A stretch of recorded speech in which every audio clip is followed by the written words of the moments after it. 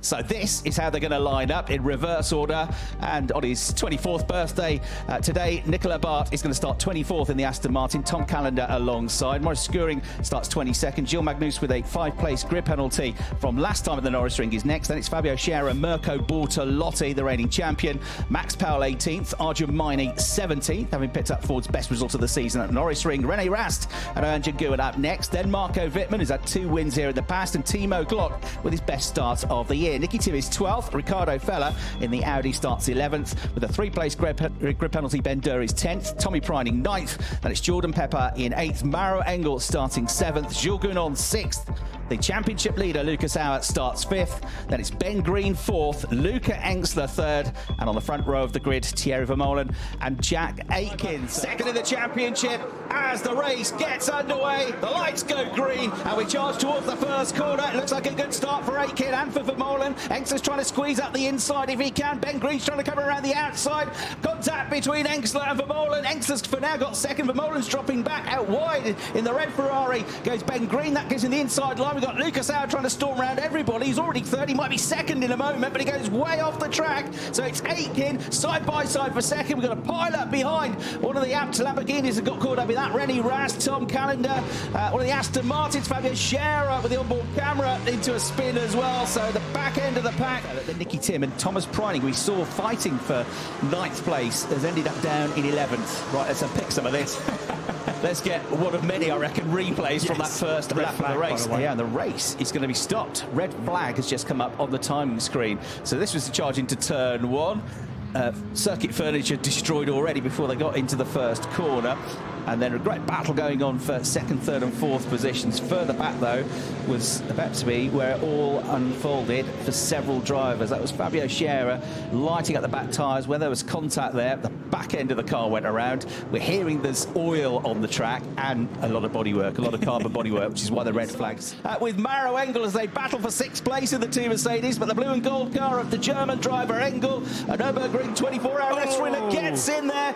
Contact then further back. Vermeulen, I think. Thierry Vermeulen getting out of the gravel trap, trying to, does so. There's damage to Jules Gounon as well. He's losing places. So all very ferocious stuff. He's still behind Maro Engel. Maro Engel diving up the inside of Jordan Pepper. More contact at the chicane. What they had for breakfast this morning? Too much sugar, I think. Absolutely carnage out there in the first lap of this race. Thomas Preining with the onboard camera going a bit wide, maybe losing positions. He's had a pretty good start to the race.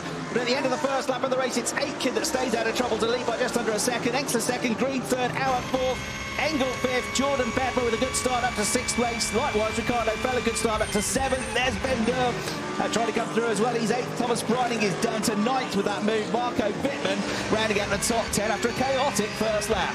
We've got no fog here at the Nürburgring, but there's plenty of red mist as Jordan Pepper is the next to go wide on the corner. Aitken going in downtown Nürburg, I think. A very wild and now good goes spinning as well. Maurice Skuring, teammate, getting involved there, but not many cars surviving that opening lap without any damage. Certainly the front runners are okay. Luca Engsler, safety car is out.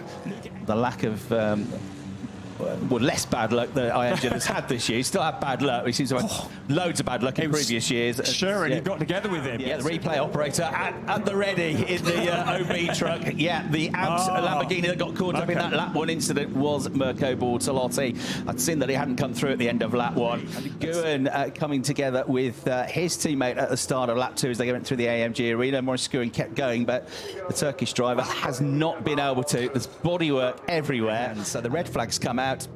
It was a dramatic first lap and a bit. Safety car came out, and then the red flags because of the oil and bodywork shard issues that we've got on track.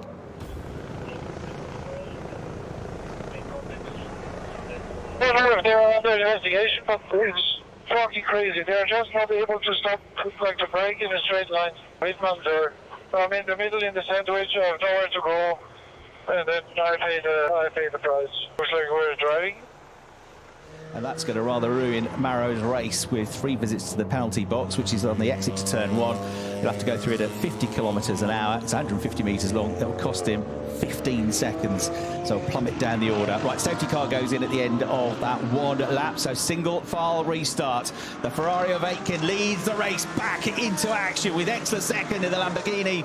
Then the Ferrari of Green, the British driver looking for his first DTM podium. Then the Mercedes of the championship leader, Lucas Auer. And at the moment, the next Mercedes is Maro Engel.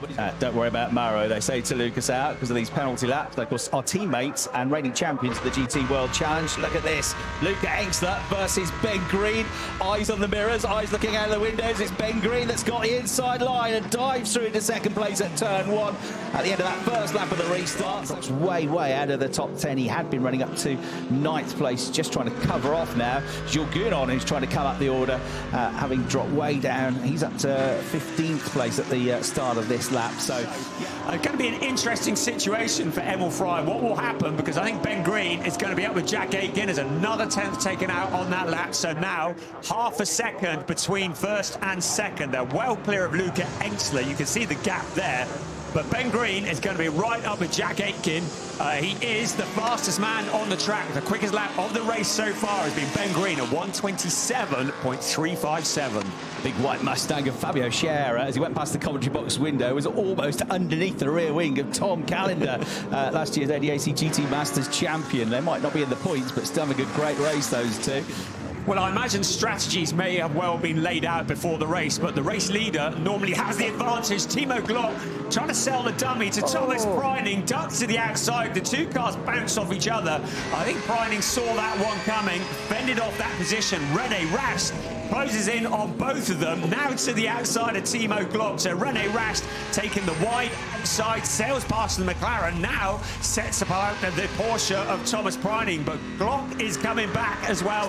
Preining was having absolutely none of that. Rast, look, just watches it, sits back, waits, and goes, okay, you go out wide. Tyres change, fronts then rears. Hopefully, as Marco Wittmann dies at the inside in less than 7 seconds. This is Wittmann going up the inside of Feller through the final turn. He knows he's got the inside line for the next corner. They go past the commentary box window, absolutely nose to nose. Feller will try and hang around the outside for turn one, though, because it will give him the inside line. In the background, René Rast versus Tommy Preining is one to keep an eye on as well. The Land Motorsport Audi tries to stay on the outside here to have the inside line for the left-hander coming up. There's contact once, there's contact twice, and Feller holds the position. Great driving between Wittmann and Feller. Wittmann had his nose in front. Feller might have a car that's about half the size of the top. Tom Callender, Maro Engel, and Thierry Vermeulen are going to come in from lower down the order as well. So 6 can change, work in the pit stop. Only 4 of them can actually touch the wheels. 1 has to look after the lollipop, 1 after the air jack, and the other 4 change the tyres on the cars. So down they go, and that's what it looks like on board with Alvaro Taufrund, who works at HRT, and sends Argentini back on his way. And the pit stop for Argentini, stationary time of 8.2 seconds, quickest one we've had so far.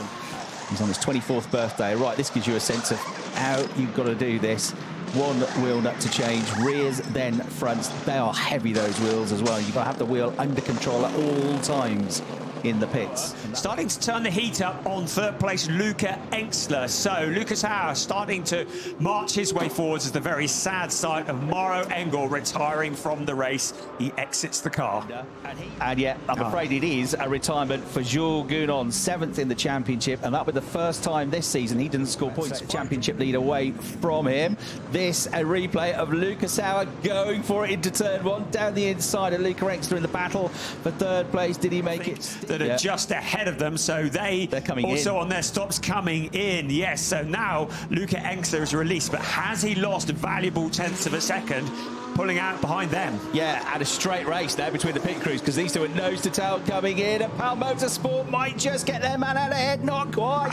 Timo Glock by half a car length stays there.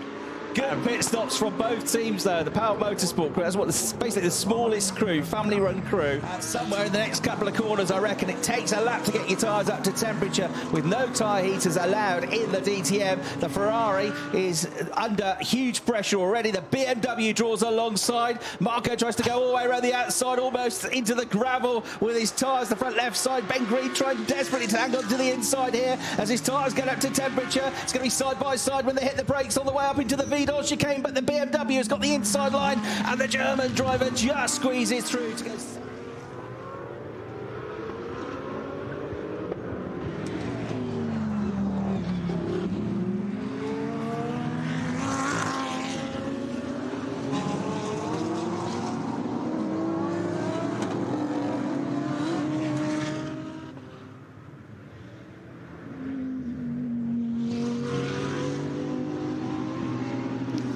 As we get the Audi in front of the Ferrari. So, effectively, the net leader. I'll tell you what, his pit stop was only a 7.9 second pit stop as well, Ricardo fella. Look at this. As Ben Green dives at the inside of Marco Wittmann. He wants his first podium in the DTM. He's taking on a two-time champion. They trade paintwork as they climb up the hill now. Head shortly towards the Vidal chicane, but the left-hander is the first part. The BMW will be perhaps on the best line, and he knows that. It's a big, broad BMW, and Marco Wittmann ain't going to give that place up easily, but Ben Green squeezes through over the curbs, through the second part of the chicane, and gets third place. What a race! What great racing for the top 5 places, and Ben Green just precision driving.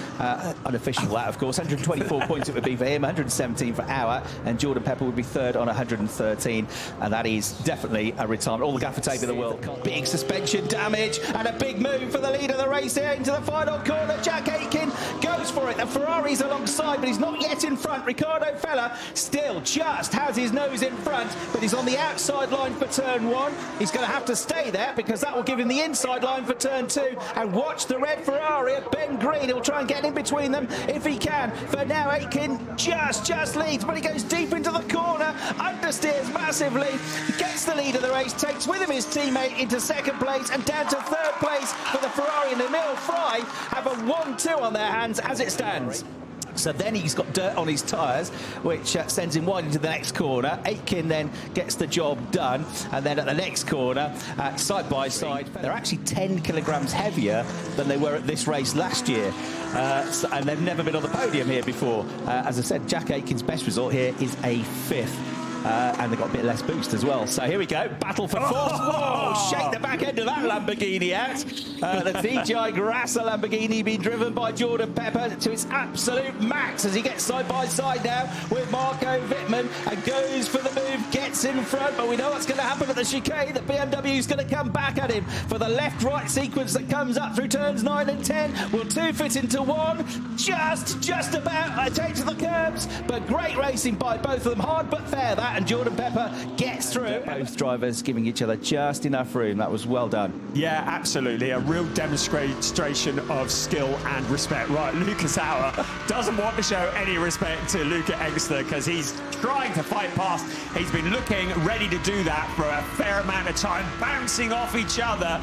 But Luca Engstler, with the straight line speed, under braking, still holding that into the chicane. He's still third, so Ricardo Fella looks like he's going to get a brilliant podium here, but Jack Aitken comes through the final corner and is about to win the first race of the second half of the season. Win number 6 in the DTM for Jack Aitken. Emil Frey take a 1-2. Ben Green gets his first ever DTM podium. Ricardo Fella and Land Motorsport together get their first podium of the season, their first podium for the team in the championship. Aitken, Green, Fender, Pepper, Wittmann, Auer is under investigation. Check, thank you. Yeah, Auer under investigation for leaving the track and gaining an advantage. It's a shame for Ferrari, but yeah, what it. And here he is now on the podium in the DTM. Confirmation then of the results. Jack Aitken and Ben Green first and second. Ricardo Fella with a mighty effort to come home in third place. It's not going to be the chap on the right, I suspect. He's about to get absolutely covered because the other three have got a bit more experience at this. So guess what? Yeah, he's got splattered. We go on board with the champagne. Fantastic view of the celebrations there, and they are all applauded.